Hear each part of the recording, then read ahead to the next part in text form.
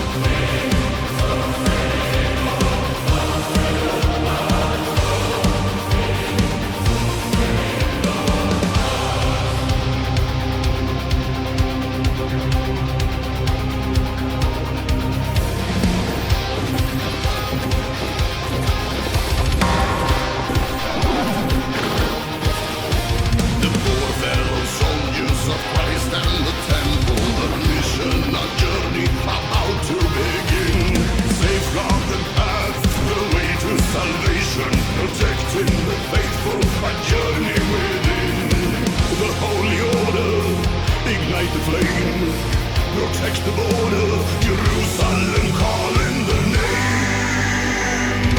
Burning hell! God's call, holy order, Knights of Jesus Christ, charge from the temple. God's own chosen warriors, Templars and the march, charge from the temple mount.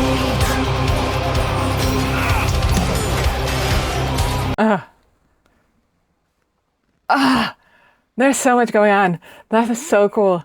Let's take a look at some of this because I already have some thoughts on what they did here, and I'm really kind of excited to delve into that. Before we get in too deep, I just quickly looked in the description to see if there's any credits listed because I was really curious to see where this was filmed, but nothing's listed in the credits or in the description of the video, so I'm guessing that we'll have to wait until the end because they're usually pretty good at putting credits at the end. So we're going to take a look at that. I'll just have to be patient. But if you know where this was filmed, let me know in the comments because the castle is beautiful. I don't know if they filmed the crypts and the castle like exterior at the same place. It's possible, but a lot of the time, many times anyway, they will shoot interiors at a different location than the exteriors. So if that's the case, I would love to know if anyone in the audience knows. We start in these beautifully lit crypts and these hallways, and so we have some candles and we have some nice depth there, which is really emphasized by this little candle in the foreground. Then we have them here in the middle where the focus is currently racked, and then in the background you see some light here in the tunnel as well to really make the shot look really deep. And I love how this is sitting on 1/3, so we have a lot of darkness around, and we can see some of the shield. We only see like just a little of this guy, and this was actually the first shot. I love how dark this is. I love the water here, which, oh my goodness, if this castle is really at a river like this, it really feels like it's too close. But it's a really, really dark shot. I love how this is lit. Yeah, so then this here is revealed. We have this guy who feels like a scribe or like a monk or something, and as if he's praying or writing some plans. I'm not sure what he's doing, but here again, the same hallway. It's so beautifully lit, and there's also some smoke now to really give it that more atmosphere. Really nice, and really helps with the candles as well. It's just so moody. Really stunning how they're sort of like filmed from the back here. We really have this outline and it's so stark. Really love the contrast here. It's really, really dark. I wonder how much they used in terms of studio lighting, because it looks a little bit like all they used was natural light, like the candles. Although here I would say there's some studio lighting here. But still, like, this side of his face is so dark, he's almost hidden here. And then this scroll, I suppose, with the commands is brought, and they're basically eating here. It seems like they're sort of feasting. It's interesting because it really feels like they don't want to go and have to fight. Like, they seem peeved. But then we cut to the outside, and what is so cool is that the indoors is really warm and sort of cozy looking with all the warm light, the really, yellow-orange colored light. And then everything that we see outside, it's almost desaturated. It's very blue, it's very grim. And that way you really create that contrast between the outside and the inside. Safety versus, danger. Really beautiful medium shot here of this guy on the horse. Stunning. And absolutely love this shot. Again, you can really see what I mean here with how desaturated it is. It's the green of the grass and the trees. It's almost gone. It feels a little bit like it's early dawn. I feel like that's what it's supposed to be, but we can see that the shadows are a little bit longer. But we can see that the shadows are fairly small. So we know that the sun is sitting up fairly high. So they shot this during the day. But that's what they can achieve with the color grading, is you can make it feel like it's a different time of day. And then here you can see especially the color grading, how much they really, removed the greens, the yellows, the almost all color except red. So we have this cross in the foreground. We have these gloves here that are red. And I'm also now noticing that you can actually see how this was sort of duplicated. They'll sometimes do that to create bigger crowds. They'll just outline a group of people and then basically copy and paste it. And you can notice a little bit more that that's what they did because of how the little gloves are, really standing out like this. Doesn't matter. I mean, it's what they do in Hollywood films too. It's not a note of criticism. It's more like trying to show you like how they're able to make crowds look so much bigger than they are. Because in reality, you wouldn't really be able to have quite that many people there. But it's very convincing, So then we cut back, and that's where we have that moment of, well, fuck, we need to go. And now they walk out, and he shouts at them. They shout at the soldiers, and then they rush down. Very cool shots, a lot of really sort of epic camera movement. Very steady, not very music video-like where it's like very shaky, which we do get a little bit of during the fighting. So, and here too, if you're going to really zoom in and pay a lot of attention to this battlefield here, you'll find that, some of it probably duplicates, but this looks really, really cool. Very convincing that this is like a big battlefield. Love that. And then we get some of the close-ups of the fighting, which looks really good. Sabaton works with LARPers a lot, and as always, it just looks great. Love the costumes. They really look heavy. Some of the fighting here looks really good. So let's continue watching and see where this goes.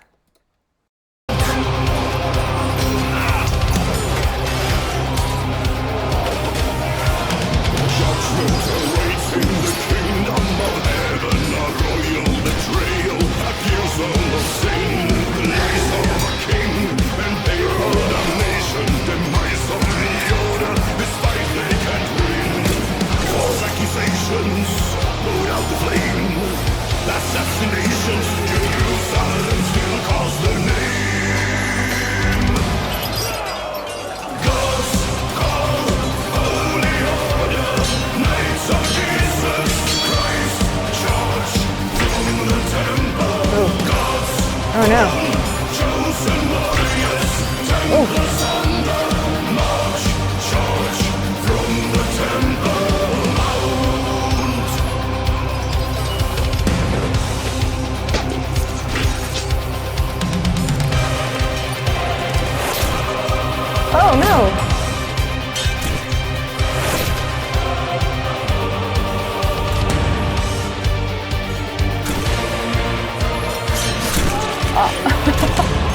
Brutal.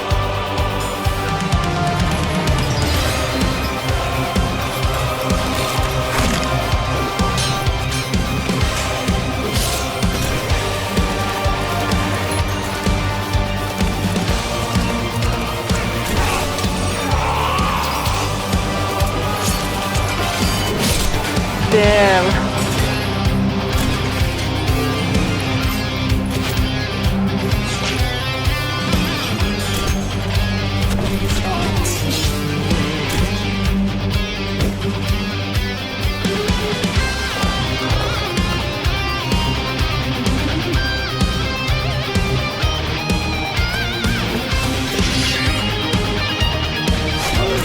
Wow.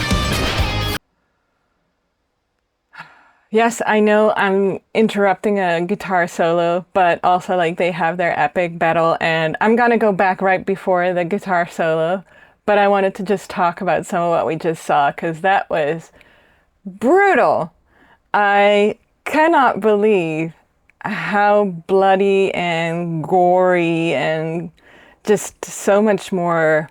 I don't know, their previous videos have been sort of gory and gritty, but we never, as far as I know, like the videos that I've seen, we haven't really seen the Sabaton band get killed like that. Maybe we have, I'm not remembering. Let me know in the comments. But it felt very intimate and very gory. So felt a little different. Just crazy. I'm really appreciative of the choreography of the fights that we got here, and the camera person had the camera rigged to their shoulder. It isn't a steady cam, and they will usually make that choice because steady cam allows you to be, you know, right in the middle of the action, but still have the camera stabilized and smooth looking. And here it has more that handheld vibe where it's on their shoulder and it's shaky and it really feels like we're in the middle of it, which gives it that sense of immediacy and makes us really feel like we're right in the middle of it as a viewer. And so here again, you can kind of see that this is actually during the day. And something else that I really noticed as well is the amount of grain that they added to the video and you can kind of see in the sky here. And that is a trick that we use as filmmakers in the color grade part of post-production to make the video look a little bit more like older, because modern cameras, like we're filming with 8K, 12K nowadays, they look so sharp that it looks too real. And so here they really added a layer of grain to make it feel a little bit more gritty. And also it's something that we associate with something that looks cinematic. And you can also tell from like the aspect ratio that they chose, which is more in the realms of the 2.39 to 1, you know, with the black bars on top, which again is something, you know, that we associate with film that's cinematic. So absolutely loving like the technical side of how this video was made, especially like in the edit, obviously on set as well, because there's so much eye for detail in this. Something else I wanted to point out is the VFX on all of the blood splatter. Okay, so I found a moment here and we're gonna take a look frame by frame to see what the blood spatter looks like. So just so you know, VFX houses, when you hire VFX people, they will often have like a blood spatter specialist. I mean, it's very possible that one person did all of the VFX here, but with some of like the bigger VFX houses, they'll have someone who specializes in that. Much like they will have someone who sort of specializes in gunshots and bullets flying, because it all requires a lot of understanding of physics as well as light for it to look convincing. So take a look. So he slashes him and immediately like the blood starts bursting out. And you can kind of see, well, this here is motion blur, but you can kind of see how this just starts splattering outwards. And it's really cool. It's very good, very convincing VFX here.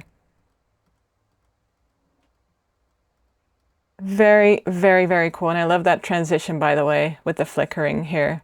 That's really cool. And I saw some other moments as well where we have some blood splatter, just basically exploding. And that's what I meant with it's so graphic, it's really gory. I'm almost like sort of inclined to say it doesn't look very realistic. But then again, all I know about blood splatter comes from films because I've never actually seen it in person. So I have no idea what that would look like in real life. Maybe someone knows. But it's very big. It's very explosive blood splatter. Absolutely love that. So great work. I mean, as always, the Sabaton guys are giving everything in their performances, and I always love how much they're part of this. Something else I wanted to point out is the sound design here, which I'm really appreciating a lot. So we don't just have the song, we also hear the sounds coming from the fights. So we're hearing these horses run, we're hearing the arrows, we're hearing the swords hit. I'm gonna play a little and just pay attention to it because they had a sound designer basically go through the entire thing and place these little sound bits at the right spots to really make it feel as if it's actually happening. Because I'm fairly sure that they wouldn't really record these kinds of sounds on set. Because for music videos, that's pretty rare. It's possible that they recorded some, but I'm fairly sure it's mostly sound design. So let's listen and see if you agree with me.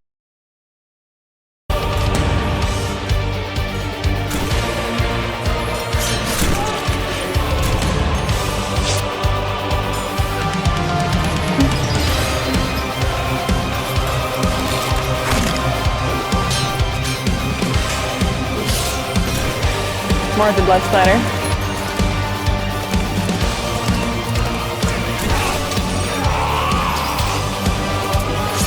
Some of the shouts. They may have recorded the shouts. Maybe. But either way, it doesn't matter. The cool thing is that we're definitely hearing a lot of the actual sound effects. So, yeah, I'm going to continue playing and we're going to watch again and kind of go into this solo and go into this epic final battle with this guy. Who's the dude? When he took off his helmet, I was like, this guy looks so familiar. Is he like he's not another Sabaton member, is he? Could just be an actor, I don't know. But if you know, let me know in the comments. Very epic beard though. All right, let's keep playing.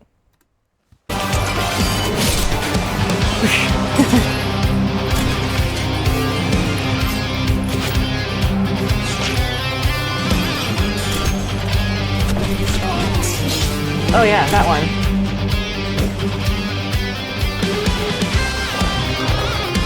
Love that shot.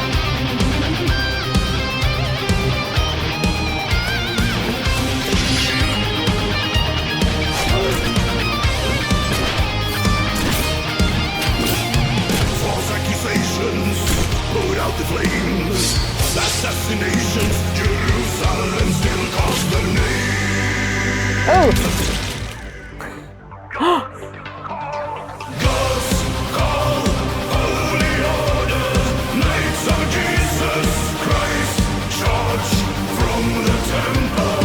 God's own chosen warriors, Templars on the march, charge from the temple. God's call, holy order, knights of Jesus Christ, charge from the temple.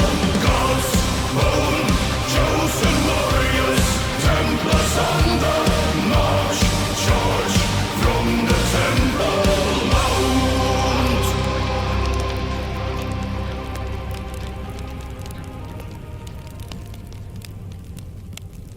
Wow.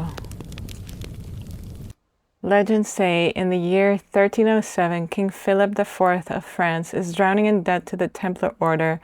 At his wits' end, the king desperately dispatches letters of arrest, falsely accusing the Knights Templar of heresy and blasphemy. These orders were set to be executed on Friday the 13th of October. Wow, that's what happened? That's so grim. They really usually do these stories that have some sense of injustice to them, don't they? And I really love that. It's so meaningful. Yeah, here go the credits. Wow. Oh, there's behind the scenes. Let's see if I can find them. Ah, they must have filmed this in Was that Croatia? Trying to figure out the names. Beautiful. Oh, the Smederevo. Serbia. Okay. Okay, so let's take a look at some of these credits here, because I'm always so impressed with how many people are involved on the Sabaton videos. So let's take a look. The director, I am not going to try to pronounce their names and butcher them, so what can I tell you? So they had 3 cameras, which is really cool to see. We have a camera A, camera B, and camera C. But only camera A had a focus puller, which is interesting. So I'm not entirely sure what kind of cameras they would have been, these two. It's possible that it was something with autofocus. Very possible. And then what a gaffer, a key grip, and a best boy do, this is basically lighting and electric department. So the gaffer and the key grip and the best boy, they're basically responsible for putting up the lights, putting reflectors and all of the cabling on the location, and they'll also be involved in like changing the set around for the next shot. Then obviously choreography and casting, it's really cool to see that's the same person. Very impressive. Maybe that is someone who is themselves involved in like LARPing maybe. And there we are. He also plays the Black Knight. So I'm guessing that's what it must be. Very cool. Very cool. I love that. So please tell me, I don't know, he looked familiar to me. Maybe I've seen him in some other video before, but I might be wrong. So please tell me about who this person is. And then obviously we have the costumes, which all looked fantastic. And a drone operator for our drone shots, which is listed separate from the main cameras. Sound effects, great job. The editor, wonderful edit. And then the VFX team is iCode, and I am fairly sure that that's where we had someone who did a lot of the blood splatter, right? And there was some other stuff. But then the color grade, you can see Ivan, our director, was heavily involved with the color grade and got a color grade credit as well. So I always love seeing when a director is really involved in like all the parts of a video. So love that. And they made a lot of really stylistic choices. So that's very cool to see. I'm sure that there's some more things here where some people got credits for multiple things. Like our editor here, Vuk, was also a camera C operator. So I noticed that, it says here produced by the iCode team. And so iCode, a production company, probably do a lot of doubling up in terms of their, in terms of the tasks that they take on. So that's really cool to see. Love that. Great job all around. What a fantastic video. I hope that this sort of helped you make sense of the credits a little. So this is the Smederevo Fortress. Incredible. Apparently this was the temporary capital of Serbia in like the Middle Ages. Beautiful. It feels so appropriate for the video, and I can't believe how close to the water this is. Such a cool location to film something like this. Absolutely love that. What a treat. That was another fantastic video from Sabaton. Very much enjoyed that. Let me know your thoughts in the comments. And as always, don't forget to subscribe, don't forget to like, check out my Patreon if you're interested in getting early access to my videos, getting access to my short stories, as well as sneak previews to my other film work. Please take care, and I hope to see you for the next one. Peace.